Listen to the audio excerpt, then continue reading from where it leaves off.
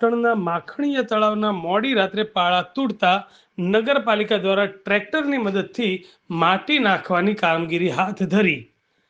શહેર ભાજપ પ્રમુખ સહિતના કાર્યકરો પણ કામગીરીમાં સહભાગી બન્યા.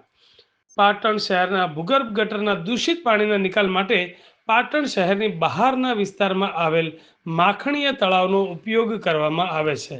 ત્યારે પાટણ શહેરમાં છેલ્લા 48 કલાકથી અવિરતપણે મુશળધાર વરસતા વરસાદના કારણે ગત રાત્રે 2 કલાકે માખણીયા ડમ્પિંગ સાઇટ પર જવાના રસ્તા ઉપર વરસાદના પુષ્કળ પાણી આવવાના કારણે તળાવના પાળા તૂટ્યા હોવાની ઘટના સર્જાતા અને આ માર્ગનું પણ વરસાદી પાણીના કારણે ધોવાણ થતા જળબંબાકારની સ્થિતિનું નિર્માણ થવા પામ્યું હતું.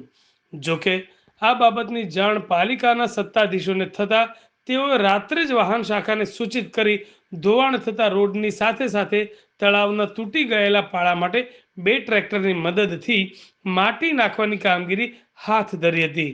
ચોમાસામાં સર્જાયેલી આ સમસ્યાને પહોંચી વળવા પાલિકા તંત્ર દ્વારા અડધી રાત્રે હાથ ધરવામાં આવેલ આ કામગીરીને વિસ્તારના ખેડૂતો સહિત પાટણના નગરજનોએ સરાહના કરી હતી.